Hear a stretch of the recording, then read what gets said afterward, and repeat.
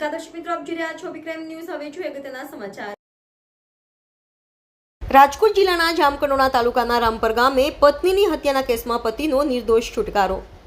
જામકંડોરણા તાલુકાના રામપર ગામે વર્ષ 2022માં આરોપી દિનેશ બિલવાલે તેની પત્ની રમીલાબેનનું કુહાડી મારીને હત્યા કરવામાં આવી હોય તેવી ફરિયાદ મૃતકના ભાઈ માંજુભાઈ ડામોરે પોતાના બનેવી દિનેશ વિરુદ્ધ જામકંડોરણા પોલીસ મથકે નોંધાવી હતી।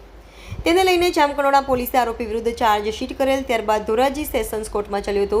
આ ઘટનાને લઈને વાડી માલિકે પણ સમર્થન આપ્યું હતું અને બનાવને નજરે જોનાર કોઈ સહાયક રેકોર્ડ ઉપર આવેલ ન હોય, આમ આરોપી દિનેશભાઈ બિલવાલ વિરુદ્ધ કોઈ રેકોર્ડ ઉપર કોઈ પુરાવો આવેલ નથી, જે અંગેની તમામ દલીલો અને ઉચ્ચ અદાલતના ચુકાદાઓ આરોપીના એડવોકેટ સંજયભાઈ વાડેર તરફથી રજૂ કરેલ। અંતે Dhoraji additional district and session જજ AM શેખ આરોપી દિનેશને નિર્દોષ ઠરાવીને છોડી મૂકવામાં આવેલ। રિપોર્ટર ફિરોઝ ચુનેજા, ધોરાજી। હું સંજય કુમાર પી વાઢેર, એડવોકેટ, ધોરાજી।